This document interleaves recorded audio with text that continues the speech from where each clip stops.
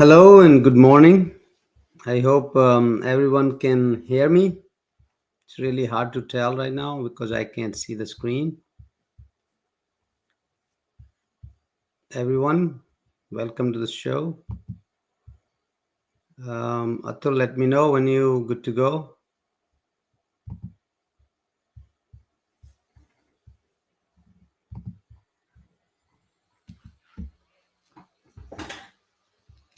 Okay, let's see. This is okay. We're good to go, everybody. Good morning, all. It is nice to meet you. My name is Mahesh Chand, and today we are going to talk about some of the new technologies, talk about your career path, talk about what is something you should be learning, where the industry is going, and end of the day, goal is that you learn something useful that can help you get a job, get in the industry. If you are trying to start your own startup, you can get some ideas and some help. So let's get started. Let me make the screen bigger. There you go. My name is Mahesh Chand. Little background. I'm a founder of CSharpCorner. This show is brought to you by CSharpCorner. I'm sure you guys had amazing day at Hack India. Hack India is one of the initiatives from CSharpCorner. When I was your age, I didn't know really where to start, how to start. So that's the reason we do these shows and this live webinars, because so you can get ahead and learn from my experience. So this talk is very important in the sense that the tech is booming, and with AI, a lot of things are changing. Things are changing at a faster pace that we can't catch up, we can't keep up to. So that is why, if you are a student, you are in a college, you have to pay attention, because if you don't, things are moving so fast, you will miss something. So in today's talk, we will talk about AI, we'll talk about startups. But end of the day, I want to take some of your questions. So if you guys can have your questions ready, you can type your questions in the end of the show, and then we will run through those. So if you look at top technologies right now, when you think of what companies are hiring for, if you go to a company, tech company, and you look at some of the jobs, what are they hiring for? These are some of the top demands in coming time today and also in coming time. So from now till next few years, these demands will be there. So start with AI and machine learning. So anybody who's doing AI and machine learning, they will be in demand. This is growing. Python, for example, Python, machine learning libraries, models, LLMs, all those come in that AI and machine learning track. Another growing job is cybersecurity. When AI is growing, AI is also going to create a lot of problems. It has already created a lot of problems. It's already creating more problems. And cybersecurity is going to be in big demand as well. So if you are somebody who likes to go into the security route, you want to start looking into cybersecurity. And cybersecurity has, multiple tracks. There are some advanced, they're not so advanced. The third, cloud and DevOps engineer, that will continue to grow. Cloud is, everything is moving to cloud. It has already moved to the cloud. So cloud DevOps engineer, cloud architects, Azure Cloud, AWS, they will also be in demand. Data scientist, of course, data is the key. Data is the main thing behind AI. So data scientists will always be in demand for next few years. And then there's a new job coming out, is prompt engineering. And this is very interesting job. It's not really engineering, to be honest. It's just a, and I'll talk a little bit more about this prompt engineering in my next slides. But this is another job that's in high demand. Prompt engineering is something which I would say everybody should know. Everybody should master prompt engineering, because even though you're not going for a job, you are at home, you are doing your um, you working your own things. You will prompt engineering is something you will need now, coming more than anything else. Anytime you work with chat gpt or any of these AI tools, prompting is the key. And becoming a prompt engineer is very important, and you can be a prompt engineer as well as something else. Prompt engineering is something you can do side by side. It's not a big work, it's not a lot of work. It's literally in a couple of weeks you can become a prompt engineer. And then full stack developer, obviously that's always has been in demand for a while. It will always be in demand. Full stack developer means when you can build entire application from front end to back end to middle layer, and also do deploy and everything else. Vibe coder is a new term. This is a another new job in vibe coder and prompt engineer. Vibe coder is you become a software developer who build applications using AI tools and just vibe tools. You don't really write code, but you can build applications. For example, today you can go online. I'm sure many of you guys are already using it. You go online and go to these tools, V0 or Lovable, even Cursor, all these tools are there out there. You can just go and type few prompts and you can create your full application there. That is growing in big demand. Actually, I was in New York 2 weeks ago, and there are more and more hiring happening for vibe coders than anything else. So that will also be in big demand. It's good to know that it's good that you guys learning the fundamentals, the data, the basics of everything, but knowing these prompt engineering and vibe coding, those are the two demands. They're growing faster. If any company is hiring young generation, they expect that to be. I expect that you to be, really good at these two things. And then, there's last is blockchain Web3 developer. Blockchain Web3 developer will grow more in coming time. There's not too many jobs opening right now. But if you are somebody say, you know what, I want to get into Web3 because that's my interest, cryptocurrencies and all that, the new technologies coming out. If that's your interest, you can also go into blockchain and Web3 space. So that demand will grow in coming time. So far, if you guys want to know that what should I learn today, so my future career is safe, I have jobs, I'm in demand. These are the some of the technologies you want to start thinking about. These are some of the roles. But if I have to pick two of them right now, three of them, there'll be AI, machine learning, prompt engineer, vibe coder. Prompt engineer and vibe coder are something you can do side by side with anything else. For example, you can be a full stack developer and also vibe coder and prompt engineer, right? You can be a um, cybersecurity analyst, and you can also be a prompt engineer and vibe coder. So I would say everybody should go and learn prompt engineering and vibe coding. Those are the two skills, and they're for everybody. They are for teachers. They are for myself. I'm doing vibe coding all the time these days. I'm doing prompt engineering all the time these days. So they are for anybody. For example, if you have an idea and you say, you know what, I want to build something.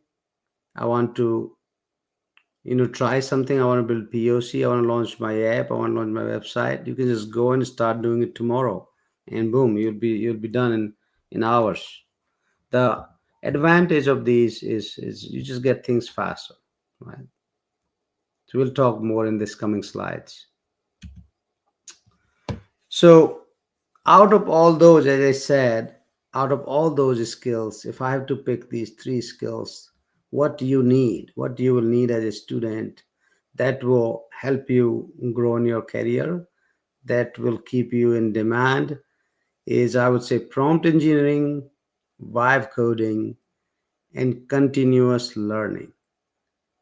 Continuous learning is very, very important. These are the three things you can take even a screenshot of this and write this down. If you focus on these three things, you'll be set. You want to learn more about vibe engineering and this vibe coding and prompt engineering, check out this website vibeondemand.com. And this is all about vibe coding. You can literally take a 5-hour course on vibe coding and you can get going from there.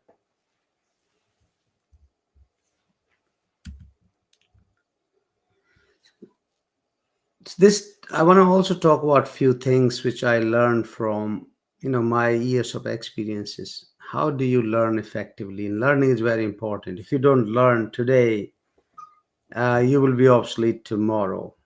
So one of the thing I always recommend is talk about is you have to make learning as a daily habit.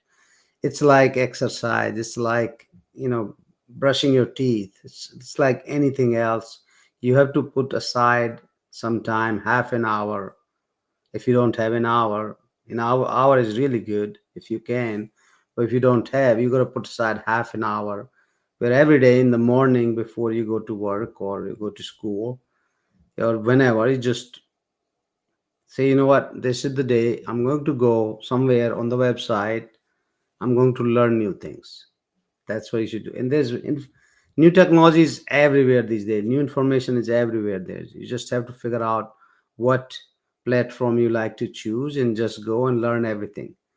Not only just learn, try to write about it.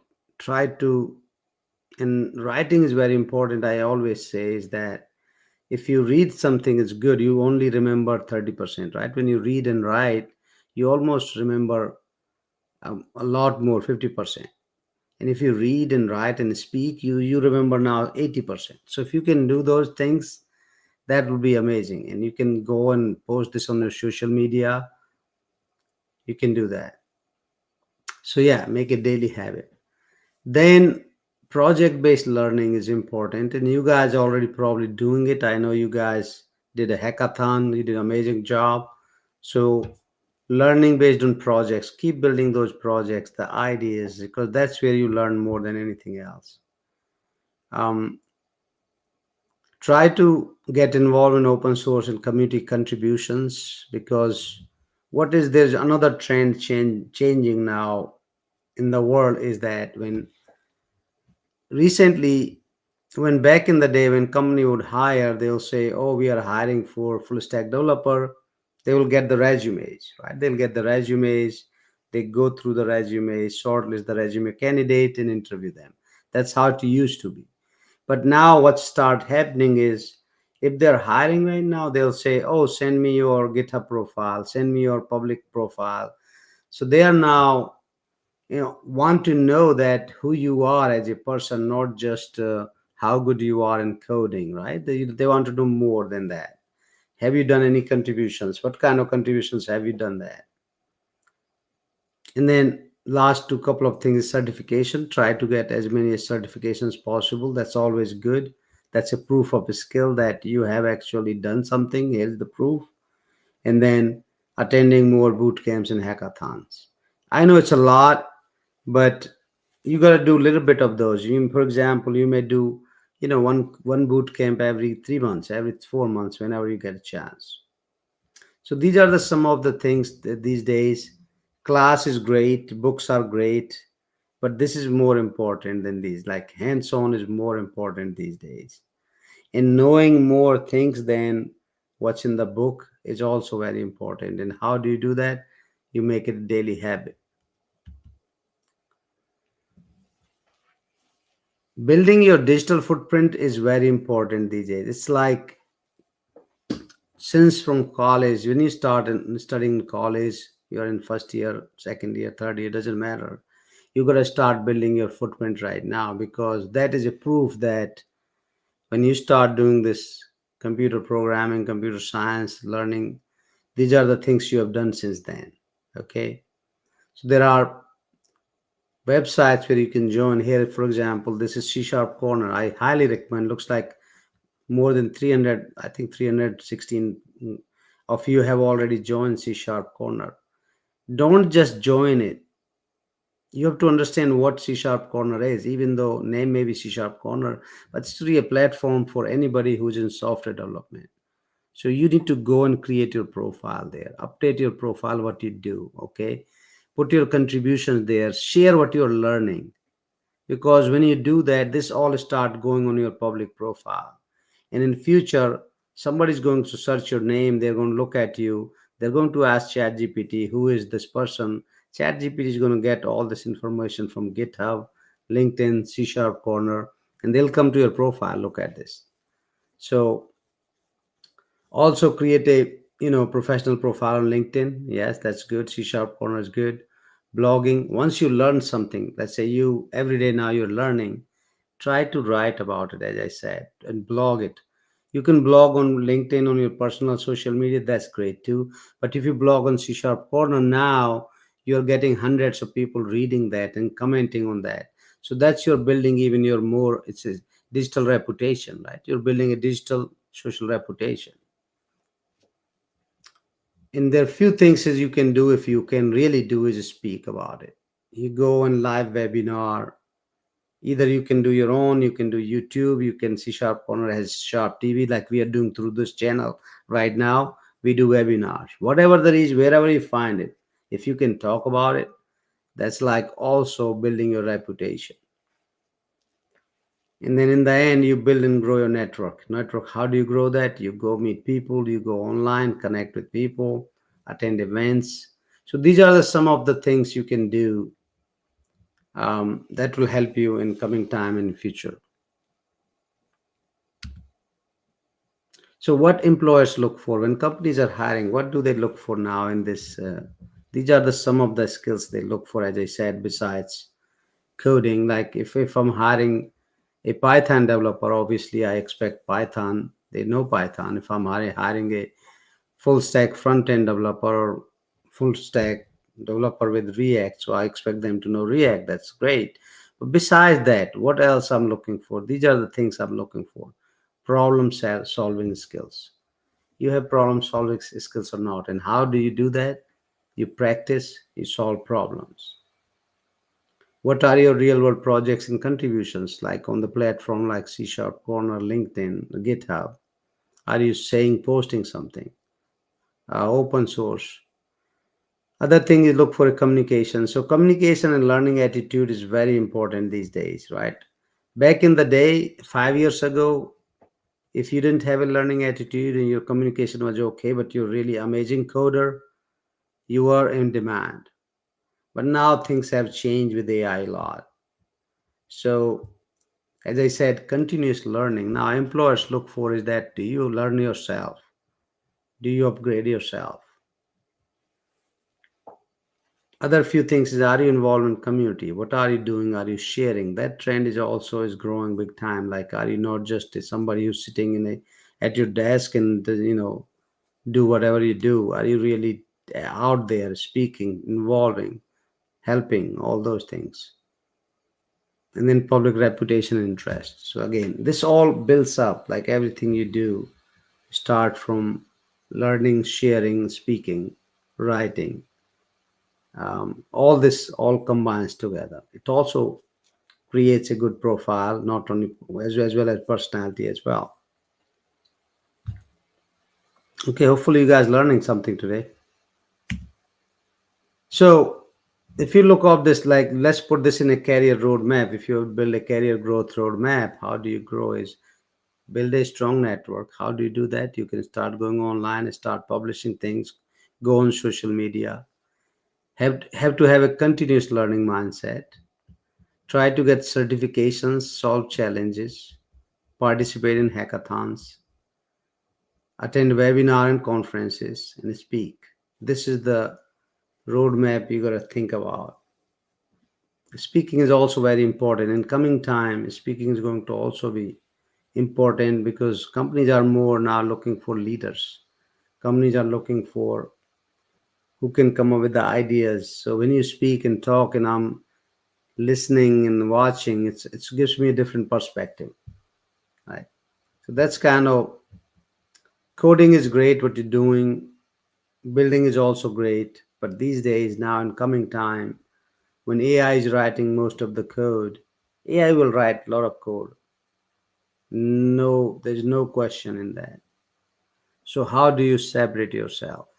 You separate yourself by doing these things. Ramasagar, welcome to the show. Good morning, everybody. So this is how you put these priorities, right? You want to say, I want to separate myself. You got to start thinking on these different topics. So look at C Sharp Corner. This is we have rebuilt C Sharp Corner, and it is for you guys. It is for students, this is for young developers who are in software industry. And that's what we are building. This website is for you. Purpose is, I'm in LinkedIn a lot. I've been LinkedIn for my whole life. It's becoming a jungle. So much spam coming out, garbage coming out. So our goal is C Sharp Corner. We are building as a community and platform, professional platform for learning and growth of members.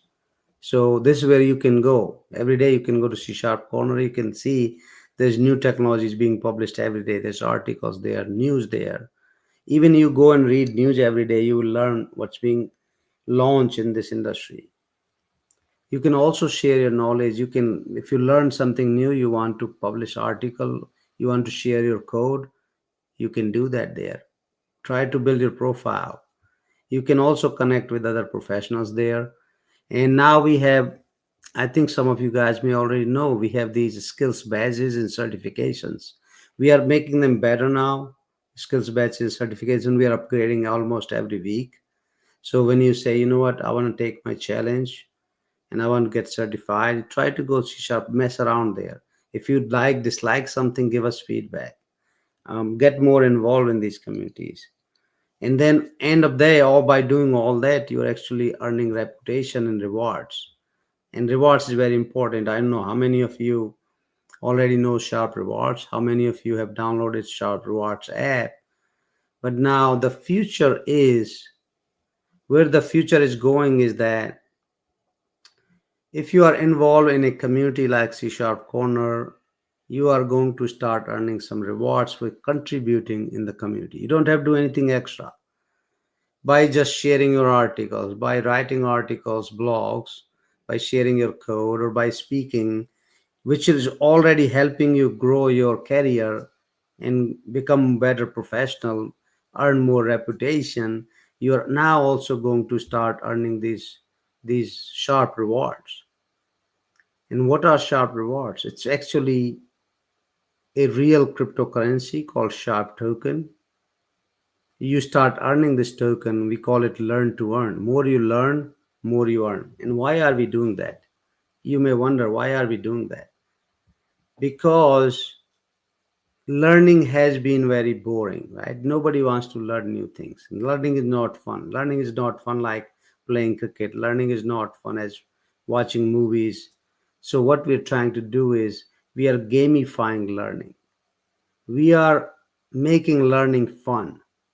So you go start learning. We are now building this learning quest. You can now start learning with your friends and challenge themselves. And there is every step you achieve something, there is a badge and there's just tokens awarded to you.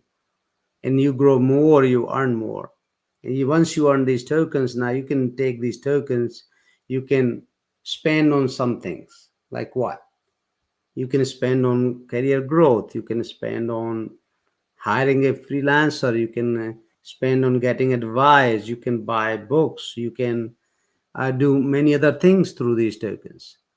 In coming time, when government regulations are clear in India, these tokens you can now take out of this C Sharp Corner platform and sell it on exchanges. This is a real cryptocurrency like anything else.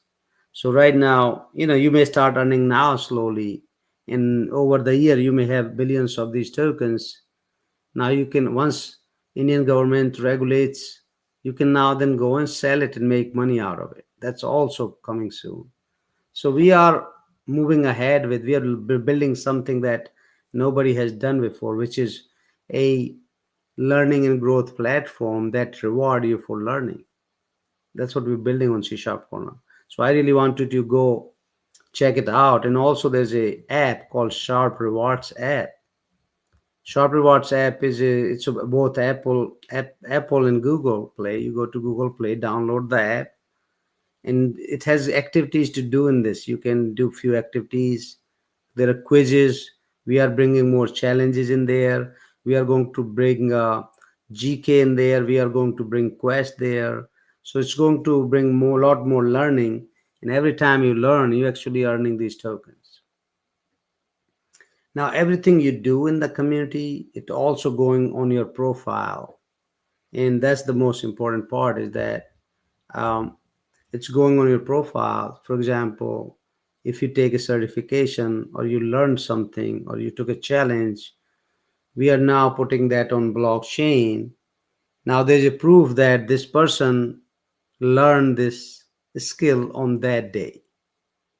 So imagine in 3 years or 5 years down the road, somebody's going to interview you, look at your profile, and they can ask, and they'll say, "Oh, let me see if this guy knows. Oh, he's already taken this challenge. He's took the certification on 2 years earlier, and there's a proof on blockchain." So now, as an employer, I'm already filtering a lot of these candidates based on what they have done on my profile. So I hope I'm making sense. This guys, have your questions ready. I want you to ask questions. Make sure the questions, we answer some of the questions. Another thing we have on C Sharp Corner, we are launching it. It's really new feature called Bounties, and we are still changing, playing with the feature. This is going to come change a lot. But right now we are running a bounty called AI for Peace, as you can see. So if you go to C Sharp Corner slash bounties, um, you can go there, and there's AI for Peace. So there is $3,000 cash prize for that. 5 people going to win, or I think 10 people are going to win this prize, where you have to submit an idea about how AI can be used for peace. Just an idea. We have partnered with a company. It's called Defunding. Defunding. It's a company that funds AI projects. There are more bounties coming here too. So keep an eye on C Sharp Corner. Keep visiting it. Get involved, because we are gamifying this whole platform. And end goal is that when you're learning something there, you're just having fun. That's the idea. What else you can do, C Sharp Corner for students, is that you can get free books, tutorials. You already know Hack India. We are doing these Hack India hackathons. We also have some of these online virtual conferences focused on students. There's every week there are different webinar and virtual conferences are happening every week, at least webinars. Uh, there are different shows. For example, prompt engineering is happening. I talk about prompt engineering some Saturdays. Um, Jobs listing is there as well. We are going to launch internships as well. And oh, by the way, we also have launched a job ready internship program. So some of the students, they have problems getting internships, right? So we have worked with these companies where they told us, and we have partnership with them, saying if you can train or provide the internship these students on these technology, they will hire them, or at least we can set up interviews with them. So if you are interested in joining some of those training, you are having you're hard time finding these internships, you can reach out to Atul here and ask your career counselor who is helping you at school. They can reach out to Atul, and we can get you introduction to this job ready internship programs. So again, there's more things coming on C Sharp Corner. Prompt engineering, AI, ML, vibe coding trainings are starting as well. So just keep visiting, stay up to date. I hope you learned something today. Let's take some questions, because I like to take questions and answer your questions.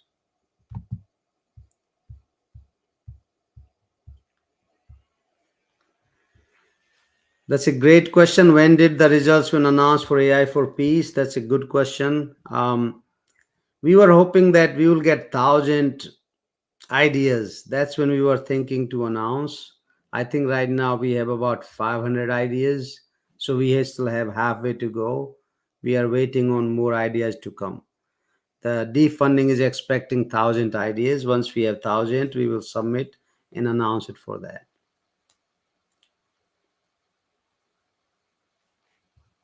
Okay, any more questions? Let's see. How are questions from students? Did you guys enjoy it? Did you learn something new today?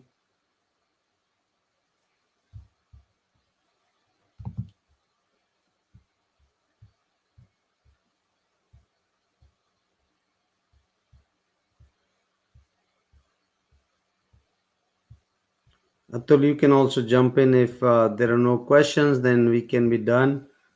If there are questions, let's ask, post them here.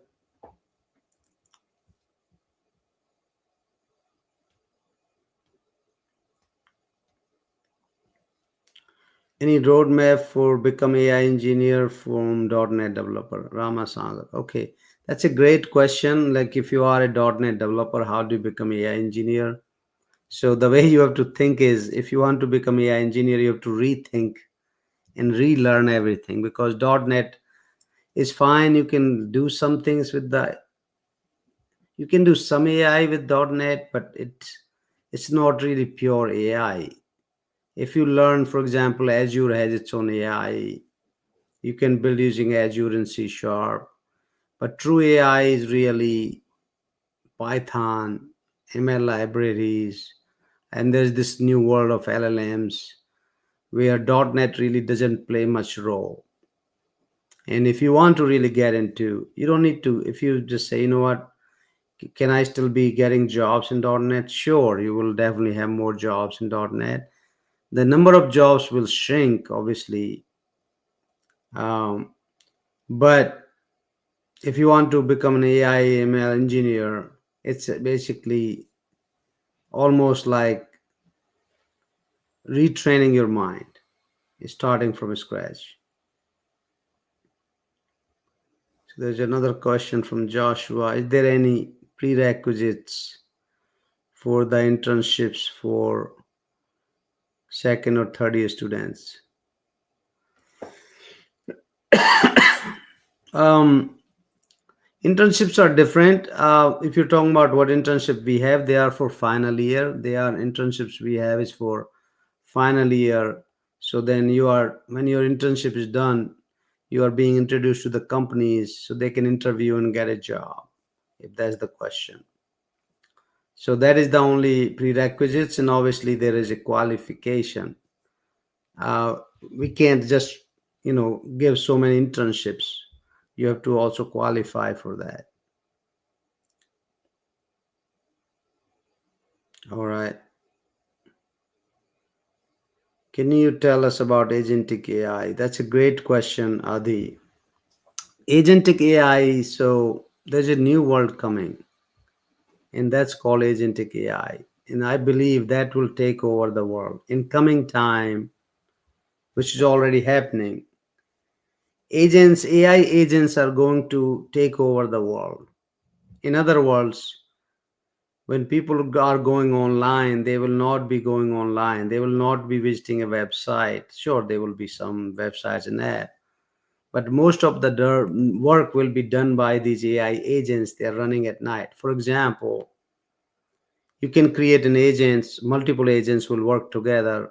You can schedule some task at night saying, oh, I want you to at night, all night, I want you to do these things for me. For example, read my emails, all emails in all day, find the emails that's important for me, reply those emails, send me a summary, all that.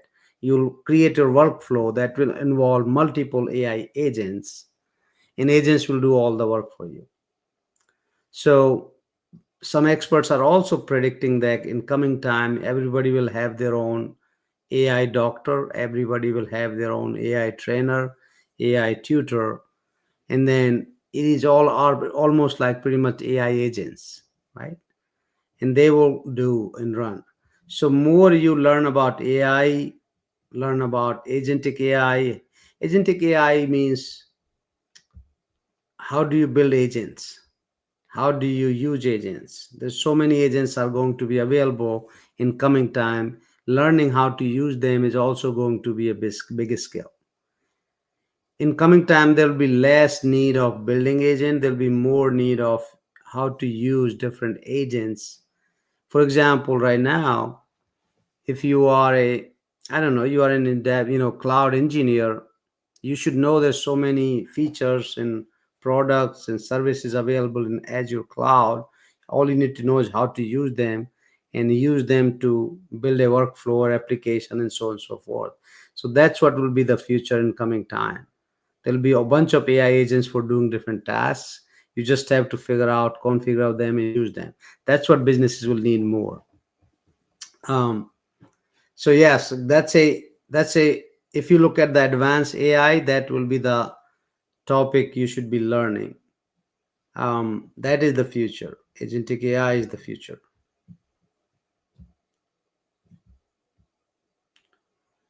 What are the most promising areas of research in AI in next 5 years? There's a lot of every area is amazing, and I think the solving some of the healthcare problems, biggest healthcare problem is a big innovation.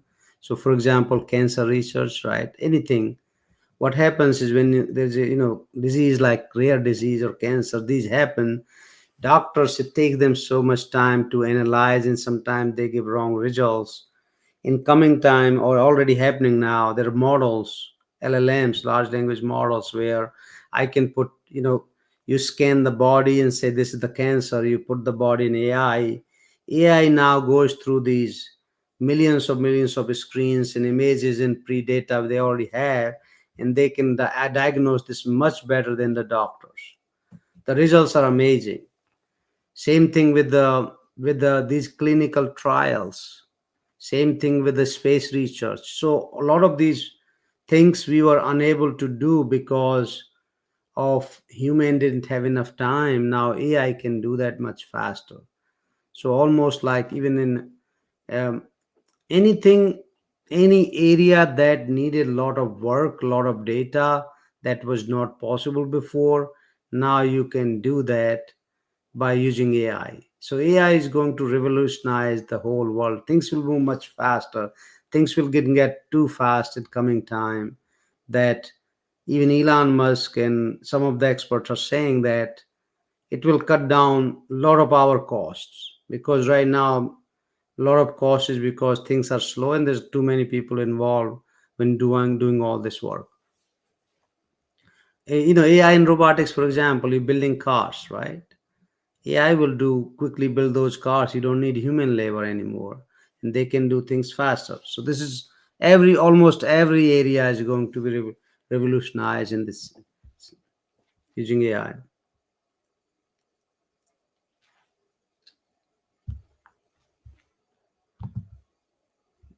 How to become a prompt engineer? What are the qualifications to become a prompt engineer by Damu? Um, Prompt engineering is it's a quick. I'll give you a quick in 1 minute. Is that it's there's a AI that does the, for example, you go to chat gpt and ask something, hey, write me a code. So you can say write me a code. AI goes, chat gpt passes the prompt. That input is called prompt. What you're saying, input is prompt. AI takes that prompt, which is actually LLM behind the scene, and then it generates output and then gives you output back. So the art of the crafting or creating this prompt is called prompt engineering. So prompt engineering is not really engineering, to be honest. It's more like an art. It's more like art and a skill. So how do you craft these prompts? And there are some certain techniques to that. And it's not hard to become a prompt engineer. This is not a degree. This is not a some kind of it's there's actually course for we launch a course right now on CSharpCorner and Viber on demand. It's a 10-hour course. You can become a prompt engineer in 10 hours. Go check it out. I think this is the skill everybody should have. The reason you want to become a prompt engineer is because when you talk to AI understands certain ways, even though it will figure out, but more defined, exact question and input you give it to you, more faster and cheaper it will become for you and for the world. So, for example, they just found a research that by just saying hi to chat gpt before your sentence, you put hi, right? You say hi,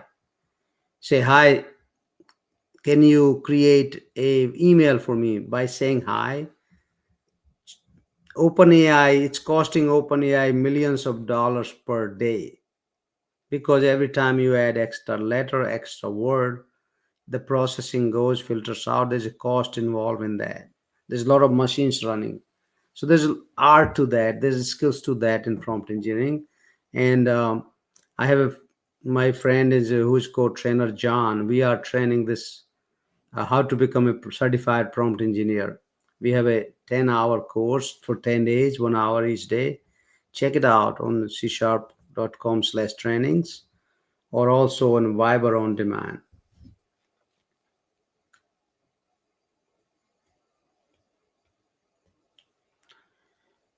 How do I find which domain passionate about the recommend a platform to grow our skill? How do I find which domain passionate about and recommend a platform? So how do you find out what you are passionate about?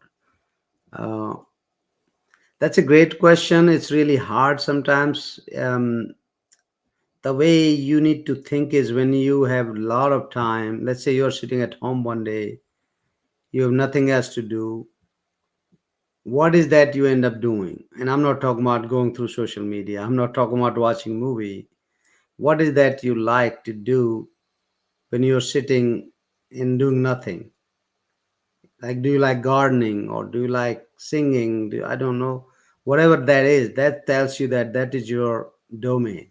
Sometimes it takes time to find out what you really love, but over the time you will find out. And sometimes you have to do initially you have to do things to make living. First you make living, then over the years, once you settle down, then you figure out what you're passionate about. This is something really, I don't know the answer. I don't think there's any test for that. But if you're talking about the technical domain, that sometimes also, technical domain is easy to find out what you're passionate about, because question is, do you like math, do you like solving puzzles problems, or you are more about art and be creative, and that's where it you, or you are more about people person, or you're not people person. If you are a people person, maybe you want to go in leadership and management. If you like more crafting art, you may want to become more project management side than the coding side.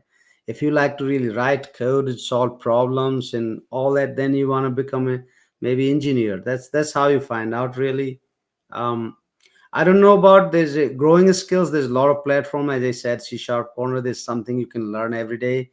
Now we are adding more skills there, challenges there, learning there. Check that out. There's a lot of platforms like that.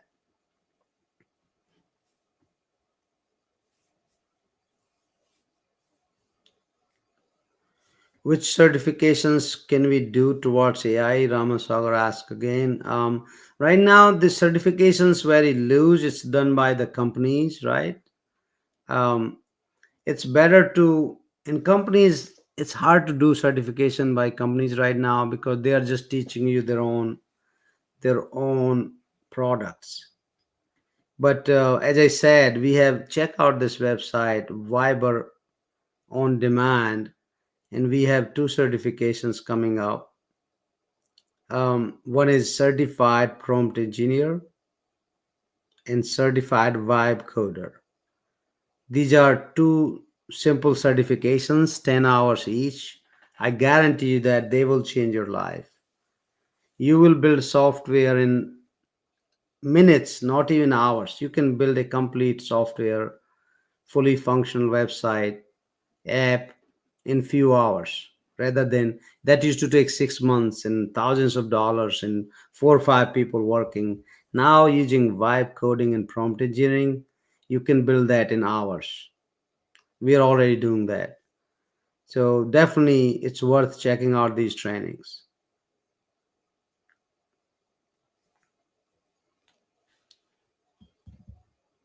What is the difference between data scientists and ML engineers? So, data science, scientists, they are almost like they work with data more. So, when you think of AI, especially generative AI, what it is, it's an AI that generates new content. So if you say you go to AI and say you go to Chat GPT and say create me an email.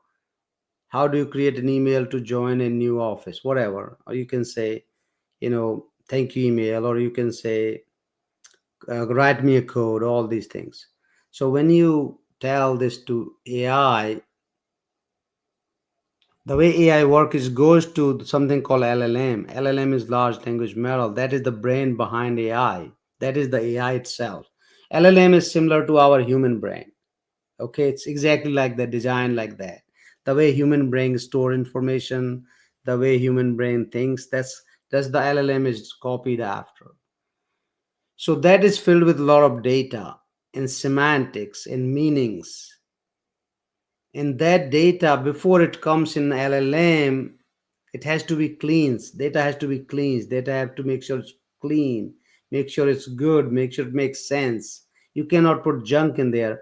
If you put junk in LLM, your AI will generate LLM. That's why AI also had some problems.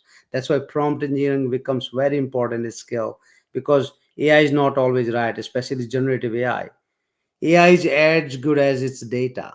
So the people who make sure that the data is coming, data is clean, data relation semantics are right, data relationships are right, data modeling is right, data training is right.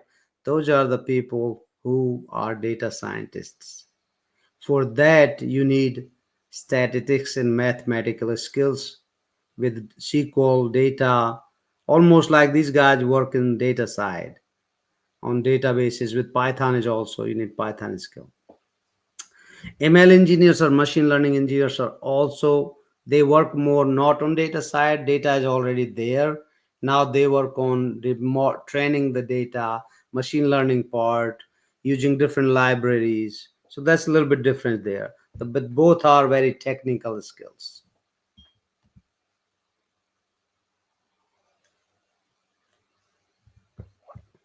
Data analysts, data scientists, data engineers, they're all, these are very close related words, right? Data analyst does the analysis of the data.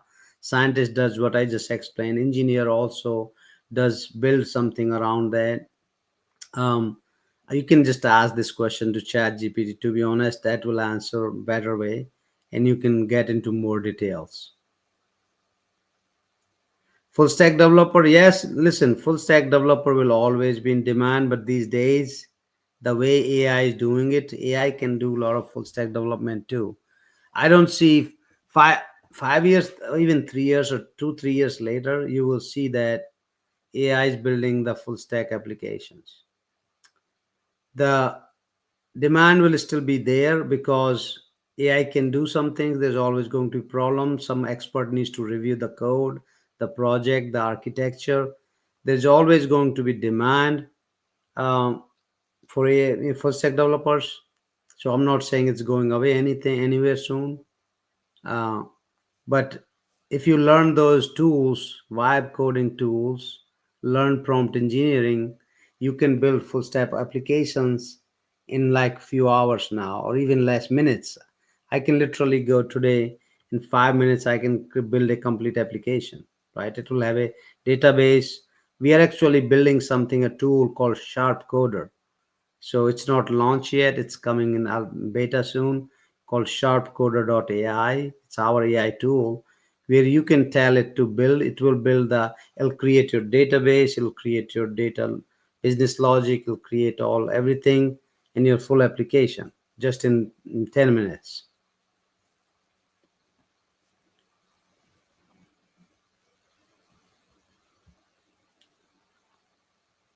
Okay, great questions, guys. Great questions. As a fresher, which is the best domain to choose, data analytics or data science? Data science is harder, but that's gonna get you more out of the, if you're trying to make more money, data science is the way to go. Analytics is a little bit easier side, and less salary. You'll make less. All remember, I don't know if you guys heard that. Oh, Meta hired somebody from OpenAI and paid them $100 million. These guys are getting millions of dollars salaries right now. A lot of them are data scientists.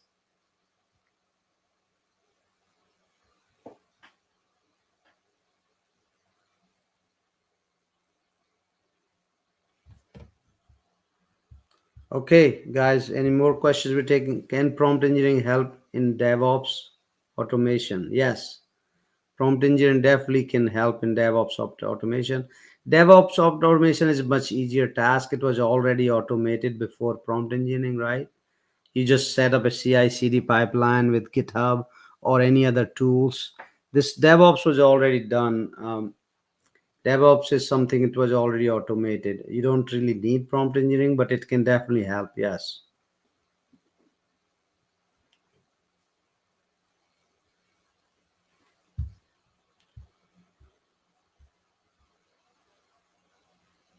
What are the best real world AI projects I can build to stand out in interviews?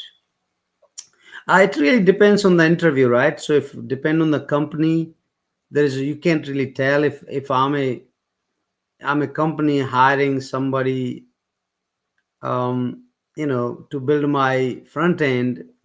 I will ask you how to use vibe coding using these, which tools have you used, right? So if I'm hiring somebody from the, depends on what my goals are. If company is hiring for a project that has anything to do with healthcare, so they want to see if you've done anything in that space. I mean, you're a student, to be honest, so they don't expect much as far as domain. All they want to see is what project you have done, how detailed and how much knowledge you have about that project.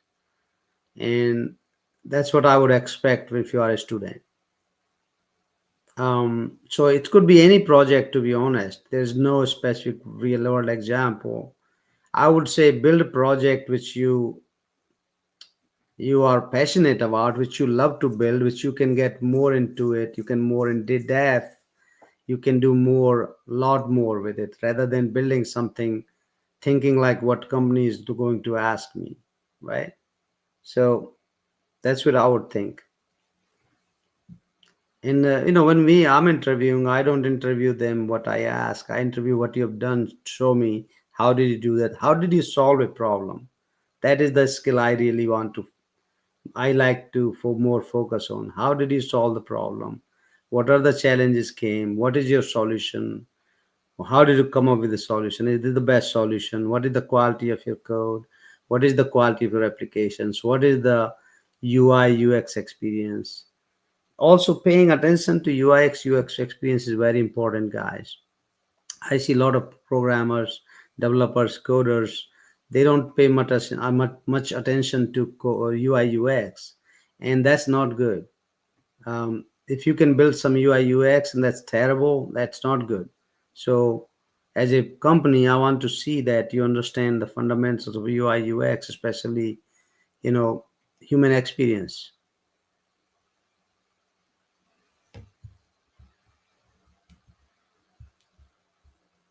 Okay, great questions. A lot of good questions coming out from you guys. Will SLM overtake LLM's real world applications? So yes and no, right? LLMs has their own roles. SLM definitely have their own roles. But yes, in coming time, there's going to be more and more SLMs because SLM focusing on certain domains, certain databases, certain part of aspects. They're less costly. They can run locally, right? You don't need to run them publicly if you want. For example, if there's a banking SML, it will just focus on banking data. So that will be in demand more, yes. So there's going to be more need of building, maintaining, upgrading SLMs Also PTSLMs, right? Private tailored SLMs. C Sharp Corner, if you go, there's a lot of content on um, SLM. John has written a lot of things. John Godel is one of our key members on C Sharp Corner. So that's another advantage. You join C Sharp Corner, you become MVP, most valuable professional. After a sudden, you start getting exposure to these hundreds of thousands of people, if not millions. And John actually, he's now a big AI guy. He built his AI company called Alpine Gate. You can search him on LinkedIn, John Godot. He was a C Sharp Corner member years ago, and he joined C Sharp Corner. He became MVP. He got a job, architect, and then started his own company.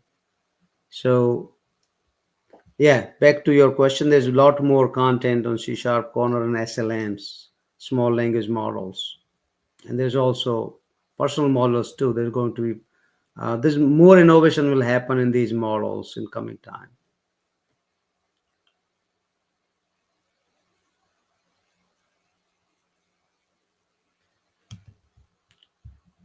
Okay, anything? Well, let's take quick more questions and then we can. Yeah, this is great. These are all good questions, guys.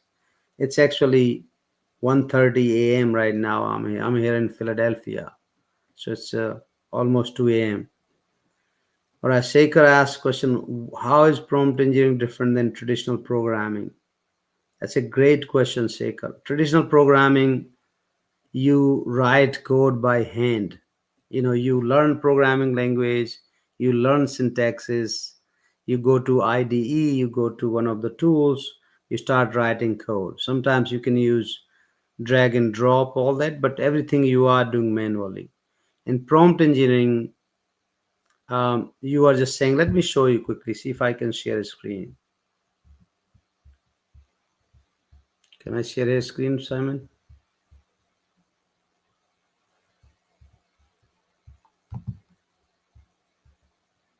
Yep, I can share my screen.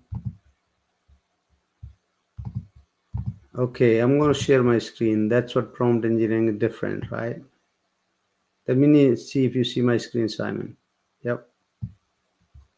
So now you guys see my screen, and in traditional programming, you'll go to a tool. Let's say you'll go to Visual Studio here. I'll show you quickly. And the reason I really want to show you because this is how cool. If you have not done prompt engineering and not done vibe coding, this is a game changer, guys. So this is my Visual Studio here. It's loading my project. It's a React project, looks like. I even forgot what project it is.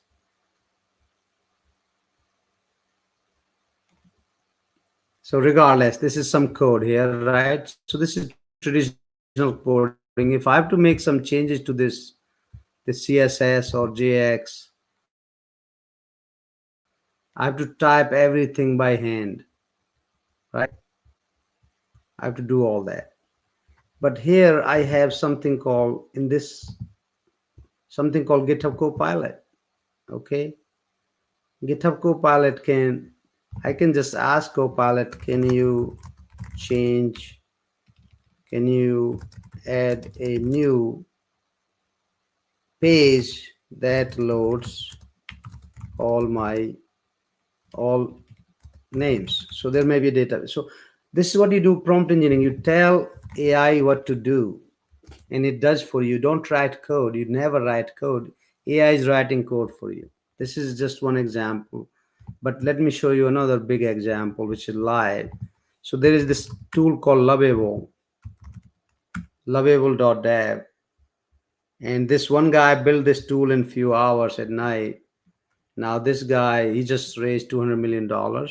Company is worth $1.8 billion now. Billion means B. So this is a prompt engineer, right? I'm going to say, can you build a website for students to chat and ask questions about their career? make it cool looking, use vibrant colors.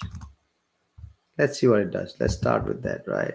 And you can have a little bit spelling mistakes. AI understands all that. So what this tool is doing behind the scene is it's actually taking my input, breaking down into these prompts. So this is the prompt. It took my text and then converting this text to the prompt that AI would understand it. This is part of prompt engineering. Like if I was smart enough, I could have created this prompt myself. So now what AI is doing, it's calling LLMs, which we talked about. Remember, LLMs are the brain behind AI. So now, right now, it's sending these prompts to AI, and AI is now, um, sometimes you have to break down prompts into multiple prompts. Sometimes you have to craft in different ways.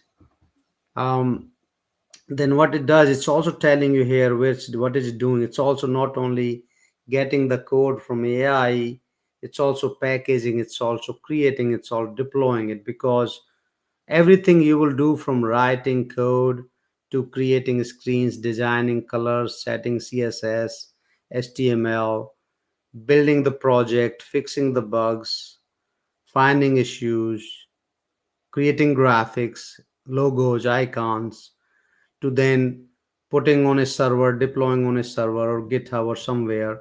It's doing all that right now. And this will be done in less than 10 minutes. So that's what prompt engineering is. While if you an old way traditional programming, you have to build this website, it's going to take you months and months, things like that, right? So think like WordPress, right? You go to WordPress is you go and say create a website, choose this template. So WordPress, what happens, there's fixed templates already there. And these fixed templates are deployed somewhere. WordPress, you will ask you which server to connect to, and you can deploy that. Your website is done in short period of time. But in AI here, it's actually creating new code for you. AI always, generative AI, it's using generative AI behind the scene. It always creates new content. It does not copy any content from anywhere. So you will not find, sometimes it gets the idea. So now you would say, how does AI know what to write code? Because what OpenAI and other companies, what they did is they went to websites, all websites. They went to books. They went to all GitHub code. They went to all the everywhere they could find the data. They went everywhere. They almost copy the data and they learn from it. That's where data scientists came in. They got all the data. They look at the data, clean the data, made it useful. All those work. That took them years, and that also took them, I think OpenAI, it cost them almost, if I'm not wrong, maybe $200 million to $500 million to build GPT. Some of the all models, GPT models, each model cost them more than $100 million. Okay, so look at this thing, right? So I use prompt. Now within 10 minutes or 5 minutes, my website is ready. Your career starts here. Start chatting, explore careers, right? It's all done here. Look, it also shows how it looks like, right? Trusted by thousands. There's a real-time chat. What are the features? Unlock. And I can go and change it right now. Say, yeah, mm, can you change the hero title to welcome students, right? So I say, I'm going to change this, and you can change anything here. You can just talk to it. But it, look at this, it actually told you what it does, right? It created this look, right? So look at it, change to my, it just changed my text to welcome students, your career awaits, right? You can change whatever you want. You can just add more buttons, add code behind this, start chatting. So right now what's happening is start chatting. When you click, there's no code here. I can also go and add coding there behind. So things like that. Now this has limitations. This tool has limitations. It cannot do a lot of things behind the scene. Let's say you say, oh, send an email. It will not do that. It's only creating the UI in the front end. To send an email, that's when you'll have to plug in behind the scene, maybe some kind of API, maybe some kind of agent in the future. So this is all start. But point is, look what where we have come so far, that it has created this amazing UI. And by the way, I can take this code project and open in my IDE like VS Code or Visual Studio and start working on this project from there. So hopefully this kind of explain you that this is all vibe coding. This is part of prompt engineering, vibe coding. And when I said, let me also show you something. While we are already here, I'm going to share my screen again. Um, so I think you see my screen now. You guys see my screen. I want you to check out this Viber on demand. This is the create. We just created this website using vibe coding, literally in minutes. Okay, and you can see there's bootcamp here, and there's a training here. So we have these few trainings here: AI and prompt engineering bootcamp. It's 10 modules, 10 hours, vibe coding training. Gen AI for engineering teams. So this is for teams. They're already software developers. Gen AI for executive leaders. And prompt engineering trainings. Check out these. This is already set here, but point is that by learning these two skills, prompt engineering and vibe coding, you can build these amazing software in a matter of minutes and hours rather than months and months. So hopefully that helps you understand what it means.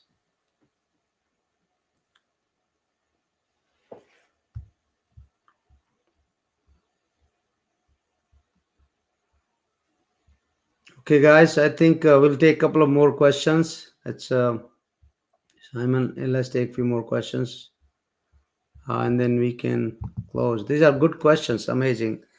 Currently becoming context engineering. What are your thoughts? This is a part of this whole, I think, prompt engineering. If that's what you mean, it gets more depth into details. I don't know much about context engineering. I'm not expert in that.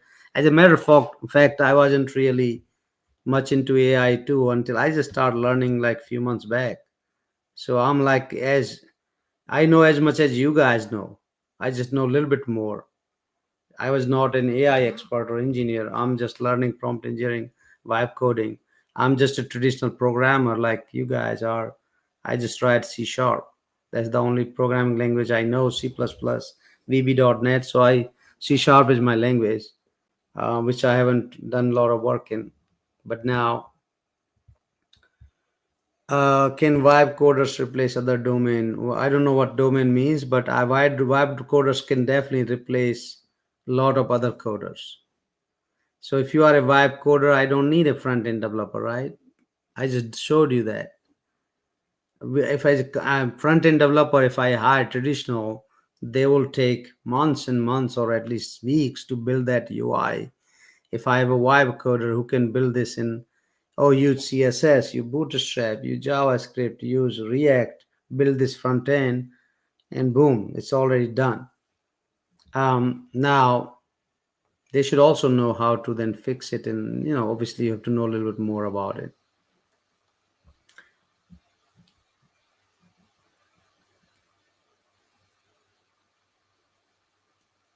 Is fine tuning and LLM prompt engineering? Fine tuning in LLM is not prompt engineering. Fine tuning is part of your LLM, this AI ML. Yeah, fine tuning means, it can be, fine tuning means there's automation and fine tuning, right? Fine tuning means when you send feedback to this LLM, that's fine tuning. It does fixes, learn from it, does that.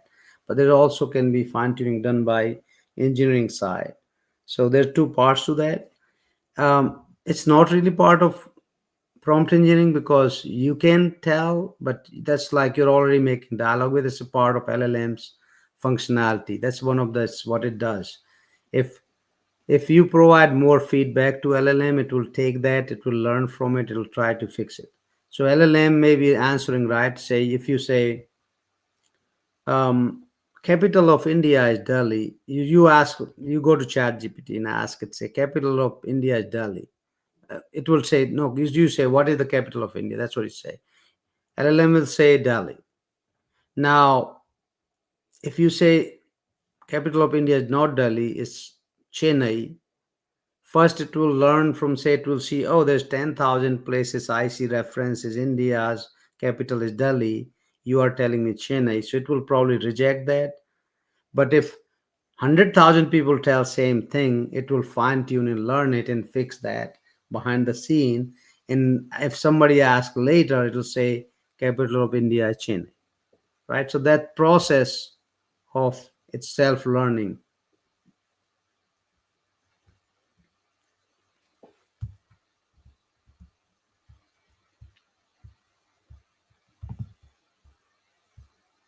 is the MNCs expect the freshers should take part in any of on hackathon during the placement, or whether the hackathon participants is more important in resume. I don't think MNC will have hackathons for placements because they just don't have time, and they don't want to you to participate in that. But if you have already participated in a hackathon, that helps. But some companies, what they do now, we have a company working with us, they agreed to work with us, say if you do hackathons, you select some candidates, we can interview them, or maybe we'll come and judge them. That's what we are doing with Hack India. In coming time next year, Hack India, our goal is that companies, MNC companies, will participate, will be the sponsors, also the judges, also the interviewers, part of these hackathons reviewing the projects, because now they know what you have built, and they know exactly what kind of person they want to hire. They will also provide the problems. What we are working with them is that if there's an MNC company working in a banking domain, we want them to give us banking problem, so the students who are participating in hackathon can now solve banking problems. So answer is yes and no. They don't really expect to take a participate in hackathons, but if you have done it, it's a good thing, right? If you go, you can show them the project. They really love that. But this model will grow more, where they want to see your work rather than resume, right? Resume is fine. Resume tells you what you've done. End of the day, they want to see what have you done.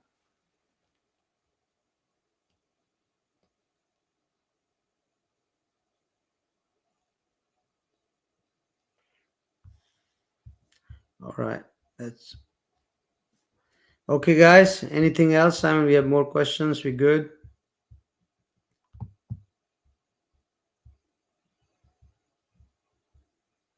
I think we are good, guys. Appreciate it. Thank you, everybody. I hope you guys learned something today. I would love to do this again in next 3 4 months.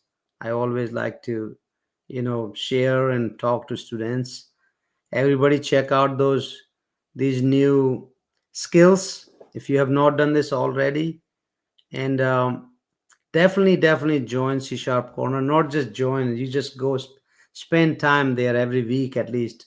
Go for an hour or two, slowly learn newer things there, because more you learn, more words you learn, um, more it opens up your creativity, your ideas, your thought process. And a lot of experts says, some wise person says it, that you are what your five friends are, right? So if you're whatever your five friends are, you will become the same as your friends. So same thing is, you will become where you hang out. So if you hang out on C Sharp Corner with these guys who are every day talking about AI, learning newer things, you will become one of them, right? That's how you become better. It depends on where you spend your time. With that said, good luck to everybody, and hopefully you guys enjoyed, and have a nice day.